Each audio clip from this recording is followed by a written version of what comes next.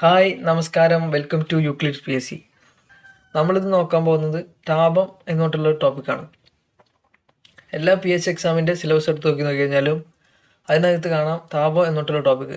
താപവും ഊഷ്മാവും എന്നായിരുന്നു ആ ടോപ്പിക്കിൻ്റെ പേര്. അപ്പോൾ SCERTയിലെ കണ്ടന്റ് മാത്രമാണ് നമ്മൾ ഈ ഒരു ക്ലാസ്സിനകത്ത് ഉൾപ്പെടുത്തിയിട്ടുള്ളത്. അതുപോലെ തന്നെ സിലബസിൽ പറഞ്ഞിട്ടുള്ള അളവുകളും യൂണിറ്റും എന്നുള്ളൊരു ഒരു ടോപ്പിക് ഉണ്ട്.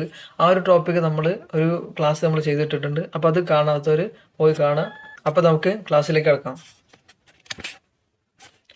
അപ്പോൾ ആദ്യത്തെ ചോദ്യം ഇങ്ങനെയാണ്: താഴെ പറയുന്ന പ്രസ്താവനകളിൽ ശരിയായത് ഏതെല്ലാം? അതിൽ ഒന്നാമത്തെ പ്രസ്താവന എങ്ങനെയാണ്: പ്രകാശം, വൈദ്യുതി എന്നിവ ഊർജ്ജ രൂപങ്ങളാണ്, അതുപോലെ താപവും ഒരു ഊർജ്ജ രൂപമാണ്. അടുത്തത്, ഇങ്ങനെ താപം ഒരിടത്ത് നിന്ന് മറ്റിടത്തേക്ക് പ്രവഹിക്കുന്നതിനെ താപപ്രേഷണം എന്ന് പറയുന്നു. ചാലനം, സംവഹനം, വികിരണം എന്നിവ താപപ്രേഷണ രീതികളാണ്. ഇവിടെ ഈ ഒരു 3 പ്രസ്താവനകളും ശരിയാണ്. അപ്പോൾ ആദ്യത്തേത് എങ്ങനെയാണ്: പ്രകാശം, വൈദ്യുതി എന്നിവ ഊർജ്ജരൂപമാണ്, അതുപോലെ തന്നെ താപം ഒരു ഊർജ്ജരൂപമാണ്, നമുക്കൊക്കെ അറിയാം. അതുപോലെ തന്നെ താപം ഒരിടത്ത് നിന്ന് മറ്റൊരിടത്തേക്ക് പ്രവഹിക്കുന്നതിനെ താപപ്രേഷണം എന്ന് പറയുന്നു. ചാലനം, സംവഹനം, വികിരണം എന്നിവ താപപ്രേഷണ രീതികളാണ്. അതുപോലെ തന്നെ 3 താപപ്രേഷണ രീതികളാണുള്ളത്: ചാലനം, സംവഹനം, വികിരണം എന്നിവയാണ് അവ. ഇനി അടുത്തൊരു ക്വസ്റ്റ്യൻ നോക്കാം. താഴെ പറയുന്ന പ്രസ്താവനകളിൽ ശരിയായത് ഏതെല്ലാം? അപ്പോൾ ആദ്യത്തെ പ്രസ്താവന നോക്കാം: തന്മാത്രകളുടെ യഥാർത്ഥത്തിലുള്ള സ്ഥാനമാറ്റം ഉണ്ടാകാതെ തന്മാത്രകൾ താപം സ്വീകരിച്ച് തൊട്ടടുത്തേക്കുള്ള തന്മാത്രകളിലേക്ക് കൈമാറ്റം ചെയ്യുന്നു. ഇത്തരത്തിൽ താപം പ്രേഷണം ചെയ്യപ്പെടുന്ന രീതിയാണ് ചാലനം എന്ന് പറയുന്നത്. ചാലനം വഴി താപം നന്നായി കടത്തിയിരുന്ന വസ്തുക്കളെ സുചാലകങ്ങളെന്നും കടത്തിവിടാത്തവയെ കുചാലകങ്ങളെന്നും പറയുന്നു. എല്ലാ സുചാലകങ്ങളും ഒരേ അളവിലല്ല താപം പ്രേഷണം ചെയ്യുന്നത്. അപ്പോൾ ഇവിടെ ഈ ഒരു 3 പ്രസ്താവനകളും ശരിയായിട്ടുള്ളതാണ്. അപ്പോൾ ഇവിടെ ചാലനവുമായി ബന്ധപ്പെട്ട ഒരു ചോദ്യമാണിത്. അപ്പോൾ ഇവിടെ തന്മാത്രകളുടെ യഥാർത്ഥത്തിലുള്ള സ്ഥാനമാറ്റം ഉണ്ടാകാതെ തന്മാത്രകൾ താപം സ്വീകരിച്ച് തൊട്ടടുത്ത തന്മാത്രയിലേക്ക് താപം കൈമാറ്റം ചെയ്യപ്പെടുന്നു. ഇവിടെ തന്മാത്രകളുടെ യഥാർത്ഥ സ്ഥാനമാറ്റം ഉണ്ടാകാതെയാണ് ഈ ഒരു താപപ്രേഷണം സംഭവിക്കുന്നത്. അതുപോലെ തന്നെ ചാലനം വഴി താപം നന്നായി കടത്തിവിടുന്നതിനെ സുചാലകങ്ങളെന്നും കടത്തിവിടാത്തതിനെ കുചാലകങ്ങളെന്നും പറയുന്നു. ഖരവസ്തുക്കളിലൂടെ താപം പ്രേഷണം ചെയ്യപ്പെടുന്ന രീതിയാണ് ചാലനം. അപ്പോൾ ഖരവസ്തുക്കളിലൂടെ താപം പ്രേഷണം ചെയ്യപ്പെടുന്ന രീതിയാണ് ചാലനം. ഇനി അടുത്തൊരു ക്വസ്റ്റ്യൻ: താഴെ പറയുന്ന പ്രസ്താവനകളിൽ ശരിയായത് ഏതെല്ലാം? തന്മാത്രകളുടെ സ്ഥാനമാറ്റം മുഖേന താപം പ്രേഷണം ചെയ്യുന്ന രീതിയാണ് സംവഹനം.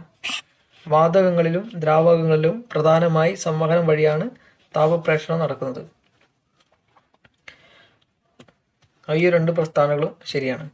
അപ്പോൾ ഈ ഒരു ക്വസ്റ്റ്യൻ സംവഹനവുമായി ബന്ധപ്പെട്ടാണ്.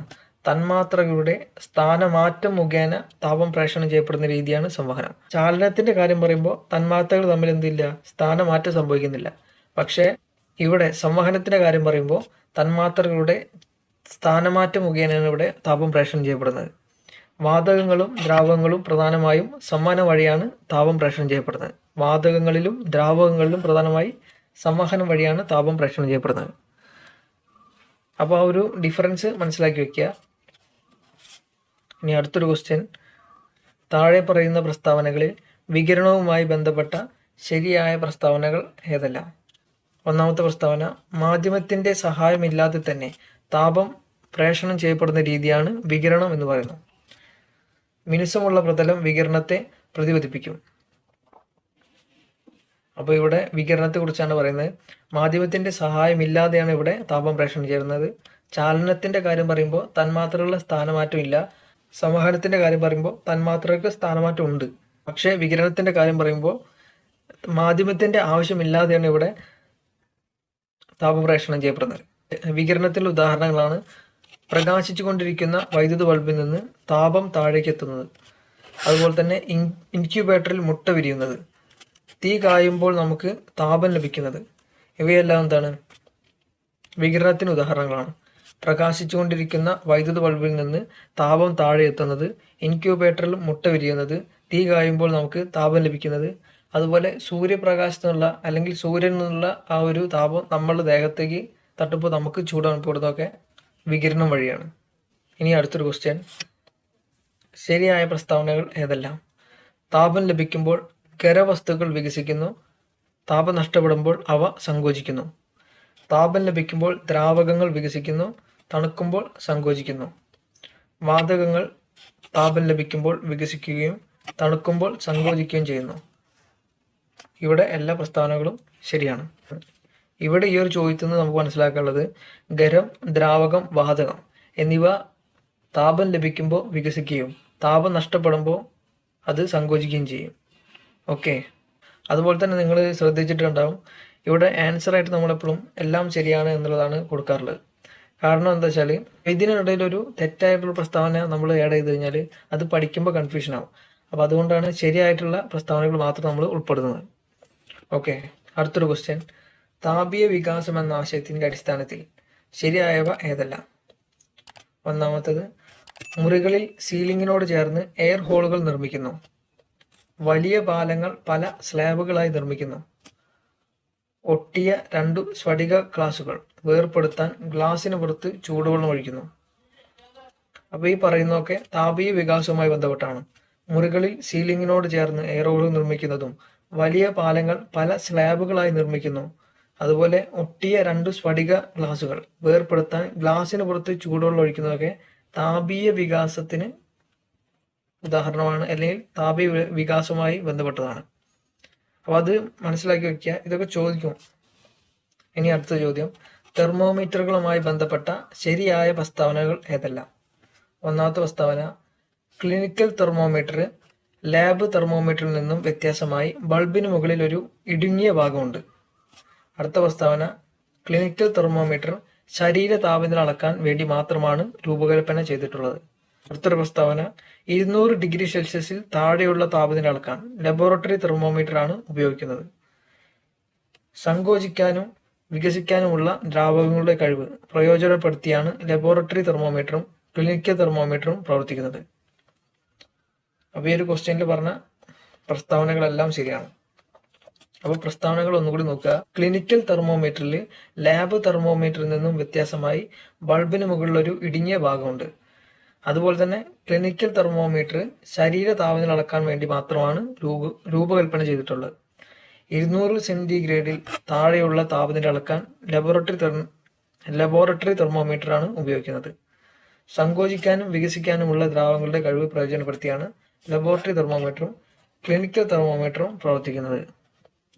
ഇനി കുറച്ച് പോയിന്റ്സ് ഉണ്ട്, അതൊക്കെ നോക്കാം. താപത്തിന്റെ അളവിനെ സൂചിപ്പിക്കുന്ന പദമാണ് താപനില. താപത്തിന്റെ അളവിനെ സൂചിപ്പിക്കുന്ന പദമാണ് താപനില. ഡിഗ്രി സെൽഷ്യസ്, ഡിഗ്രി ഫാരൻഹീറ്റ് എന്നീ യൂണിറ്റുകളാണ് താപനില സൂചിപ്പിക്കുന്നതിന് ഉപയോഗിക്കുന്നത്. ശരീര താപനില അളക്കാൻ ക്ലിനിക്കൽ തെർമോമീറ്റർ ഉപയോഗിക്കുന്നു. അത് നമ്മൾ നേരത്തെ പറഞ്ഞു. ശരീര താപനില അളക്കാൻ ക്ലിനിക്കൽ തെർമോമീറ്റർ ആണ് ഉപയോഗിക്കുന്നത്. സാധാരണ അവസ്ഥയിൽ മനുഷ്യന്റെ ശരീര താപനില 37 ഡിഗ്രി സെൽഷ്യസ് ആണ്, അതായത് 98.6 ഡിഗ്രി ഫാരൻഹീറ്റ്. സാധാരണ അവസ്ഥയിൽ മനുഷ്യന്റെ താപനില 37 ഡിഗ്രി സെൽഷ്യസ് ആണ്. അതിന് ഫാരൻഹീറ്റിൽ പറയുമ്പോൾ 98.6 ഡിഗ്രി ഫാരൻഹീറ്റ് ആണ്. അപ്പോൾ അടുത്തൊരു പോയിന്റ്, തെർമോമീറ്ററിന്റെ അഗ്രഭാഗത്തുള്ള ബൾബിൽ മെർക്കുറി ആണുള്ളത്. ബൾബിനോട് ചേർന്ന് വായുവില്ലാത്ത നേർത്ത കുഴലുണ്ട്. കുഴലിൽ അളവുകൾ രേഖപ്പെടുത്തിയിട്ടുണ്ട്. അപ്പോൾ നമ്മൾ ഇവിടുന്ന് മനസ്സിലാക്കേണ്ടത് തെർമോമീറ്ററിൽ ഉപയോഗിക്കുന്നത് മെർക്കുറിയാണ്. അപ്പോൾ ഈ പോയിന്റുകളൊക്കെ ഒന്ന് മനസ്സിലാക്കി വെക്കുക. അതുപോലെ നോക്കേണ്ട ഒന്നാണ് കടൽക്കാറ്റ്. കരയ്ക്കും കടലിനും സൂര്യതാപം ലഭിക്കുന്നത് ഒരുപോലെയാണ്. എന്നാൽ കരയ്ക്കും കടലിനും താപം സ്വീകരിക്കാനുള്ള കഴിവ് വ്യത്യാസമാണ്. പകൽ സമയത്ത് സൂര്യതാപത്താൽ കര വേഗം ചൂടുപിടിക്കുന്നു. എന്നാൽ കടലിലെ ജലം സാവധാനം മാത്രമേ ചൂടുപിടിക്കുന്നുള്ളൂ. കരയുടെ മുകളിലുള്ള വായു ചൂടുപിടിച്ച് വികസിച്ച് മുകളിലേക്ക് വരുന്നു. ഈ സമയം കടലിൽ നിന്നുള്ള ചൂട് കുറഞ്ഞ വായു കരയിലേക്ക് പ്രവഹിക്കും. ഇതാണ് കടൽക്കാറ്റ്. ഓക്കെ, അപ്പോൾ സംഭവം ഇത്രയേ ഉള്ളൂ. പകൽ സമയത്താണ് കടൽക്കാറ്റ് ഉണ്ടാവുന്നത്. പകൽ സമയത്ത് എന്ത് ചെയ്യും, സൂര്യന്റെ ചൂട് വെച്ചിട്ട് കരയും കടലും ചൂടാവും. അപ്പോൾ കര പെട്ടെന്ന് ചൂടാവും. ആ കര പെട്ടെന്ന് ചൂടാകുമ്പോൾ അതിന് മുകളിലുള്ള വായു ചൂടായിട്ട് മുകളിലോട്ട് പോകും. അതേസമയം കരയുടെ മുകളിലുള്ള ഈ വായു കരഭാഗത്തേക്ക് എന്ത് ചെയ്യും, സഞ്ചരിക്കും. അപ്പൊ അങ്ങനെയാണ് കടൽക്കാറ്റ് ഉണ്ടാവുന്നത്. അപ്പൊ കടൽക്കാറ്റ് രാവിലെയാണ് ഉണ്ടാവുന്നത്, അത് മനസ്സിലാക്കി വെക്കുക. ഇനി അടുത്തത് കരക്കാറ്റാണ്. രാത്രിയിൽ കര വേഗം തണുക്കുന്നു. കടൽ വളരെ സാവധാനമാണ് തണുക്കുന്നത്. അതുകൊണ്ട് കടലിന് മുകളിലെ വായു കരയ്ക്ക് മുകളിലെ വായുവിനേക്കാൾ കൂടുതൽ വികസിച്ചിരിക്കും. അപ്പോൾ കരയ്ക്ക് മുകളിലെ വായു കടലിന് മുകളിലേക്ക് പ്രവഹിക്കും. ഇതാണ് കരക്കാറ്റ്. മേഘങ്ങളെ കൊണ്ടുവരുന്നത് കാറ്റാണ്. ഒരു പ്രദേശത്തെ താപനില ക്രമീകരിക്കുന്നതിൽ കാറ്റിന് വലിയ പങ്ക് വഹിക്കുന്നു. അപ്പൊ അതാണ് കടൽക്കാറ്റും കരക്കാറ്റും. അതുപോലെ മൺസൂൺ മഴയെ കുറിച്ച് പറയുമ്പോൾ മെയ്, ജൂൺ, ജൂലൈ മാസങ്ങളിലാണ് ഇന്ത്യയിൽ സൂര്യപ്രകാശം ഏറ്റവും ലംബമായി പതിക്കുന്നത്. അപ്പോൾ ഉപരിതല വായു ചൂടുപിടിച്ച് വികസിക്കുകയും ഈ സമയത്തിൽ ഇന്ത്യൻ മഹാസമുദ്രത്തിലെ മർദ്ദം കൂടിയ ഭാഗങ്ങളിൽ നിന്ന് നീരാവി നിറഞ്ഞ കാറ്റ് ഇന്ത്യയിലേക്ക് പ്രവേശിക്കുന്നു. ഇത് മൺസൂൺ മഴയ്ക്ക് കാരണമാകുന്നു. വായുവിൽ പെട്ടെന്നുണ്ടാകുന്ന സങ്കോചവികാസങ്ങൾ ശക്തമായ കാറ്റിന് കാരണമാകുന്നു. അപ്പൊ ഇവിടെ മൺസൂൺ മഴ ഉണ്ടാകുന്നത് എങ്ങനെയാന്ന് വെച്ച് കഴിഞ്ഞാൽ മെയ്, ജൂൺ, ജൂലൈ മാസങ്ങളിലാണ് ഇന്ത്യയിൽ എന്ത് ചെയ്യുക, സൂര്യപ്രകാശം ലംബമായിട്ട് പതിക്കുന്നത്. ഈ സമയത്ത് ഇന്ത്യക്ക് മുകളിലുള്ള ആ ഒരു കരഭാഗം വേഗം ചൂട് പിടിക്കും. അപ്പോൾ ഇന്ത്യൻ മഹാസമുദ്രത്തിലെ മർദ്ദം കൂടിയ ഭാഗങ്ങളിൽ നിന്ന് വരുന്ന നീരാവി നിറഞ്ഞ കാറ്റ് ഇന്ത്യയിലേക്ക് പ്രവേശിക്കുന്നു. അത് പിന്നീട് മഴയായിട്ട് പെയ്യാണ് ചെയ്യുന്നത്. അപ്പൊ അവിടെ അത്തരം കാര്യങ്ങളാണ് നോക്കാനുള്ളത്. ഇനി അടുത്ത 2 ചോദ്യങ്ങളാണ്. ഈ ചോദ്യത്തിന് നിങ്ങൾക്ക് ഉത്തരം കണ്ടെത്താൻ പറ്റുന്നുണ്ടോ നോക്കുക. കടൽക്കാറ്റും കരക്കാറ്റും നന്നായി അനുഭവപ്പെടുന്നത് ഏത് പ്രദേശത്താണ്? ഓപ്ഷൻ എങ്ങനെയാണ്? മലനാട്, തീരപ്രദേശം, ഇടനാട്, തീരപ്രദേശം, മലനാടും. അപ്പൊ ഇതിൽ ഉത്തരം എന്ന് പറയുന്നത് തീരപ്രദേശമാണ്. എല്ലാവർക്കും എളുപ്പം കിട്ടിയിട്ടുണ്ടായിരിക്കും. ഇനി അടുത്തൊരു ക്വസ്റ്റ്യൻ. ഉച്ച സമയത്ത് കുളത്തിൽ അടിഭാഗത്തെ വെള്ളം മുകൾ ഭാഗത്തെ വെള്ളത്തേക്കാൾ തണുത്തതായിരിക്കും. എന്തുകൊണ്ട്? ഓപ്ഷൻ എങ്ങനെയാണ്? കുളത്തിന് ആഴം കുറവായതുകൊണ്ട്, അടിഭാഗത്തെത്തുന്ന താപം മണ്ണിലേക്ക് പ്രേഷണം ചെയ്യപ്പെടുന്നു, സൂര്യകിരണങ്ങൾ വെള്ളത്തിലൂടെ കടന്നു പോകുന്നില്ല, ജലം താപത്തെ മുകളിൽ നിന്ന് താഴേക്ക് കടത്തിവിടുന്നില്ല. ഇതിലേതാണ് ശരിയായിട്ടുള്ള ഉത്തരം?